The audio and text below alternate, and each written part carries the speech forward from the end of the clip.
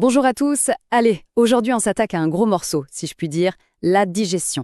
C'est un sujet qui nous concerne tous les jours, à chaque repas, et surtout c'est un chapitre super important pour le brevet. Alors on va décortiquer ça ensemble, tranquillement, pour que tout soit limpide. On a tous connu ça, hein, le repas de famille où on a les yeux plus gros que le ventre. Mais la question c'est, une fois qu'on a tout avalé, qu'est-ce qui se passe vraiment? Où va toute cette nourriture?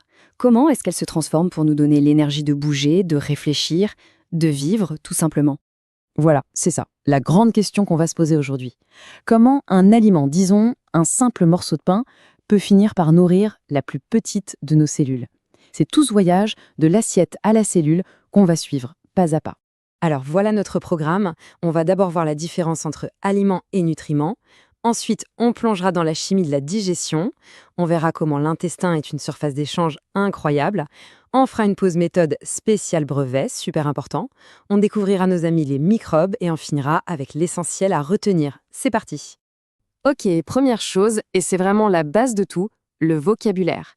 Si on veut bien comprendre et surtout bien répondre le jour du brevet, il faut être précis. On va donc commencer par mettre au clair la différence entre deux mots qu'on confond souvent. Alors attention, c'est le point clé. D'un côté, on a les aliments. Pensez à l'amidon des pâtes, aux protéines du steak. Ce sont de très grosses molécules. Des molécules complexes. Notre corps, tel quel, il ne peut rien en faire. Et de l'autre côté, on a les nutriments. Eux, ce sont les versions toutes petites, toutes simples, comme le glucose ou les acides aminés.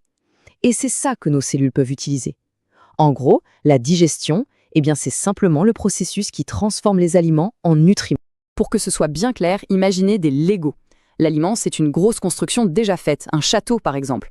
Le problème, c'est que nous, on veut construire notre propre maison avec. Qu'est-ce qu'on doit faire? On doit d'abord démonter le château pour récupérer les briques une par une. Voilà, ces petites briques individuelles, ce sont les nutriments.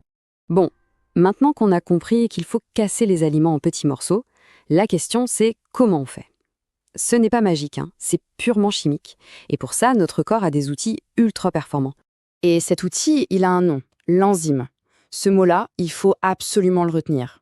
Une enzyme, c'est comme une paire de ciseaux moléculaires. Son job, c'est de couper, de découper encore les grosses molécules d'aliments pour les transformer en tout petits nutriments. Et attention, chaque enzyme a sa spécialité. Il y a l'enzyme pour les sucres, celle pour les protéines, etc. Et ce grand découpage, il ne se fait pas n'importe où. C'est un vrai travail à la chaîne tout au long du tube digestif. Regardez. Déjà, ça commence dans la bouche. La salive contient une enzyme, l'amylase, qui s'attaque tout de suite à l'amidon. Ensuite, hop, ça descend dans l'estomac.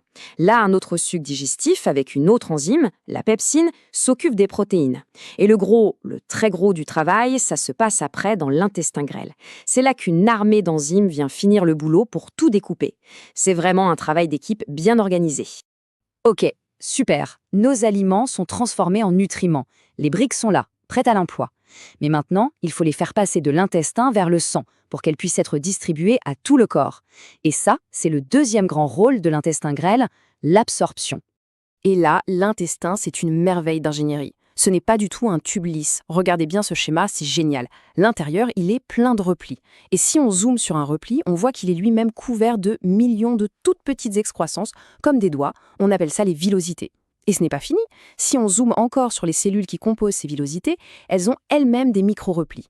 Tout ça, tous ces replis de replis, ça n'a qu'un seul objectif, augmenter la surface de contact au maximum. Le résultat de cette organisation, il est juste dingue. Accrochez-vous bien. Si on pouvait déplier complètement la surface intérieure de notre intestin grêle, on pourrait couvrir un terrain de tennis. Oui, un terrain de tennis. 250 mètres carrés. Imaginez ça, replié à l'intérieur de nous. C'est énorme. Et toute cette surface, c'est pour que l'absorption des nutriments soit la plus rapide et la plus efficace possible. Allez, on fait une petite pause dans le cours pour parler méthode. C'est super important pour le brevet.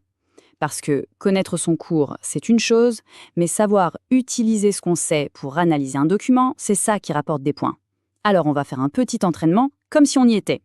Voilà le genre de document qui peut tomber, un graphique.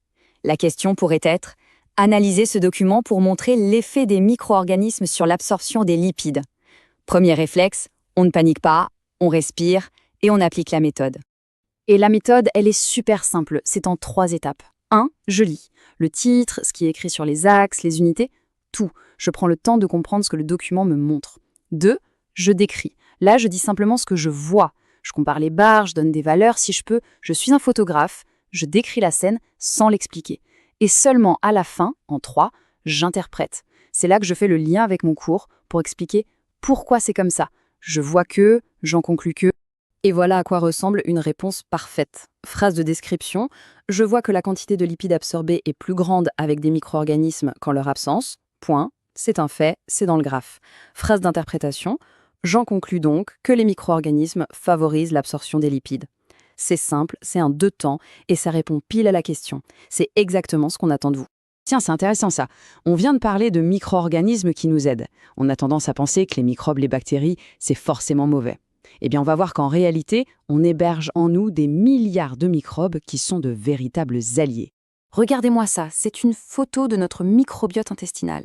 C'est un monde, un véritable écosystème qui vit à l'intérieur de notre intestin.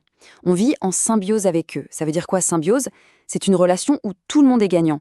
Nous, on leur donne le gîte et le couvert. Et eux, en échange, ils travaillent pour nous. Ils sont absolument essentiels. Et pour bien comprendre à quel point ils sont importants, ce graphique est incroyable. Il nous montre d'où viennent les enzymes capables de digérer certaines fibres, par exemple. La part qui vient de nous, de nos propres cellules, moins de 1%. 0,03% pour être précis. C'est ridicule. Tout le reste, les 99,97%, ce sont les enzymes produites par les bactéries de notre microbiote. Autrement dit, sans eux, on serait incapable de digérer plein de choses. C'est simple, ils font le boulot à notre place. Bon, on arrive au bout. C'est le moment de faire le bilan, de tout remettre en ordre pour que ce soit bien clair dans nos têtes pour les révisions. Voilà, ce schéma résume parfaitement tout ce qu'on a dit. On part de l'aliment, une grosse molécule. Grâce à l'action chimique des enzymes, les nôtres, et celle du microbiote, il est transformé en petits nutriments. Ces nutriments peuvent alors être absorbés au niveau de l'intestin grêle, passer dans le sang et aller nourrir toutes nos cellules. La boucle est bouclée, on a répondu à notre question du début. Allez, pour finir, la petite fiche brevet express à noter. Les 4 mots-clés à connaître par cœur: digestion, enzymes, absorption, microbiote. Le schéma à savoir refaire, c'est celui de l'intestin avec ses replis et ses villosités. L'erreur de base à éviter absolument, confondre aliments et nutriments. Et le conseil méthode en or, je le répète, pour un graphique, on décrit d'abord, on interprète après. Et voilà, on a fait le tour du grand voyage de nos aliments. On a compris ce mécanisme essentiel qui nous permet de vivre. Mais tout ça, ça ouvre une porte immense, non? Maintenant qu'on sait à quel point ce microbiote est crucial pour nous nourrir, est-ce que ça ne pourrait pas être la clé de la santé de demain? Je vous laisse réfléchir à ça. Merci à tous et bonne révision.